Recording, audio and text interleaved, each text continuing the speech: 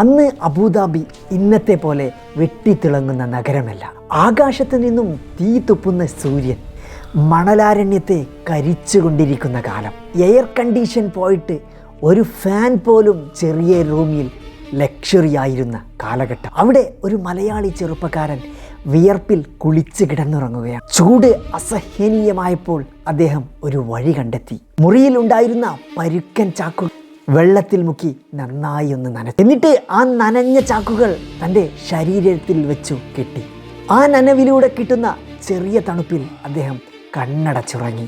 പക്ഷേ ആ കണ്ണുകളിൽ ഉറക്കമായിരുന്നില്ല, ലോകം മുഴുവൻ കീഴടക്കാനുള്ള സ്വപ്നമായിരുന്നു. ഇന്ന് ഈ നനഞ്ഞ ചാക്കിൻ്റെ തണുപ്പിലല്ല, നാളെ എൻ്റെ അധ്വാനത്തിൻ്റെ തണുപ്പിൽ ലോകം വിശ്രമിക്കണം എന്നുള്ള വാശിയായിരുന്നു ആ മനസ്സ് നിറയെ. അങ്ങനെ വർഷങ്ങൾ കടന്നുപോയി. 1990 കാലഘട്ടം. അതെ, കുവൈത്ത് യുദ്ധം പൊട്ടിപ്പുറപ്പെട്ടു.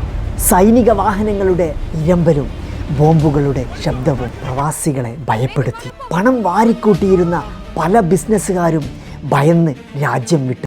ജീവൻ കയ്യിൽ പിടിച്ചുകൊണ്ട് ആയിരക്കണക്കിന് മനുഷ്യർ വിമാനത്താവളത്തിലേക്ക് ഓടി. എന്നാൽ യൂസുഫ് അലി എന്ന് പറയുന്ന മനുഷ്യൻ തൻ്റെ ചെറിയ കടക്കു മുന്നിൽ ഉറച്ചിരുന്നു. സുഹൃത്തുക്കളും ബന്ധുക്കളും നിർബന്ധിച്ചിട്ടും അദ്ദേഹം പറഞ്ഞു, ഈ മണ്ണ് എനിക്ക് അന്നം തന്ന നാട്. ഈ നാട് പ്രതിസന്ധിയിലാവുമ്പോൾ ഓടിപ്പോവാൻ എനിക്ക് കഴിയില്ല. കടയിൽ സാധനങ്ങൾ തീർന്നു തുടങ്ങിയിരുന്നു. ആ സമയത്ത് കപ്പലുകൾ വരാൻ ഭയന്നു.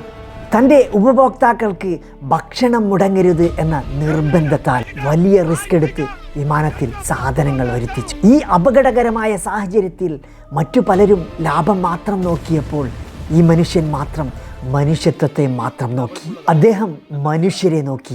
ആ യുദ്ധകാലത്ത് അദ്ദേഹം കാണിച്ച സ്നേഹവും സത്യസന്ധതയും മാത്രമായിരുന്നു അബുദാബി ഭരണാധികാരികളുടെയും ജനങ്ങളുടെയും മനസ്സിൽ അദ്ദേഹം പ്രിയങ്കരനായി മാറിയത്. അന്ന് ആ നനഞ്ഞ ചാക്കിൽ നിന്നും തുടങ്ങിയ അദ്ദേഹത്തിൻ്റെ യാത്ര ലോകം ആദരിക്കുന്ന ലുലു എന്ന് പറയുന്ന വലിയ ബിസിനസ് സാമ്രാജ്യത്തെ കെട്ടിപ്പടർത്താൻ സഹായിച്ചു. ഇന്ന് ലോകം കണ്ട വലിയ ബിസിനസ് സാമ്രാജ്യമായി ഇന്ന് ലുലു പടർന്ന് പന്തലിച്ച് നിൽക്കുന്നു. ഇന്ന് അദ്ദേഹം സഞ്ചരിക്കുന്നത് കോടികൾ വിലയുള്ള പ്രൈവറ്റ് ജെറ്റിലും ഹെലികോപ്റ്ററുകളിലുമായിരിക്കാം. താമസിക്കുന്നത് കൊട്ടാര തുല്യമായ മണിമാളികകളിലായിരിക്കാം. പക്ഷേ ഓരോ പ്രവാസി മലയാളിയും അദ്ദേഹത്തിൽ കാണുന്നത് ആ നനഞ്ഞ ചാക്കിൻ്റെ തണുപ്പിൽ സ്വപ്നം കണ്ട കഠിനാധ്വാനിയായ ആ ഒരു യുവാവിനെയായിരുന്നു. പരാജയങ്ങളിൽ തളരുന്നവർക്ക് യൂസുഫ് അലി നൽകുന്ന ഒരു വലിയ സന്ദേശമുണ്ട്. പ്രതിസന്ധികൾ നമ്മെ തകർക്കാനല്ല, നമ്മെ വലിയ ശക്തരാക്കാൻ വേണ്ടി മാത്രമാണ്. വീഡിയോയെക്കുറിച്ച് എന്താണ് നിങ്ങളുടെ അഭിപ്രായം? കമൻറ്റ് ചെയ്യൂ.